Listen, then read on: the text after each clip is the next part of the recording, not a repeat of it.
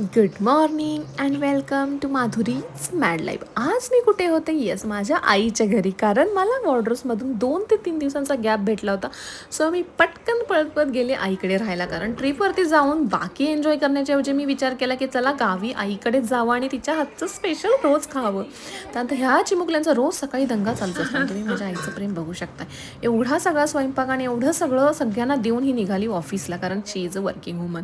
त्यात आम्ही सगळ्यांनी जुनंवालं महाभारत एन्जॉय केलं, जे की आम्ही लहानपणी बघायचो. त्यानंतर मस्त गाडी काढली आणि आम्ही नेचरचा फील घ्यायला आमच्याच गावाशेजारी एक ना चित्री डॅम नावाचं प्लेस आहे, ते एन्जॉय करायला गेलो. आणि ह्या प्लेसची वाईब तुम्ही बघू शकता, काय अमेझिंग लेवलची वाईब आहे. आणि आमच्या सगळ्या कझन्स लोकांची ना खूप साऱ्या मेमरीज ह्या ठिकाणी भरलेल्या आहेत. आम्ही प्रत्येक वेळेला इथे येतो. इव्हन इथे येऊन कधी कधी आम्ही जेवण बनवून सुद्धा खातो, स्नॅक्स खातो. असं खूप सारं खाल्लं, एन्जॉय केलं आणि मस्त स्विमिंग केलं. स्विमिंग तो बनत आहे.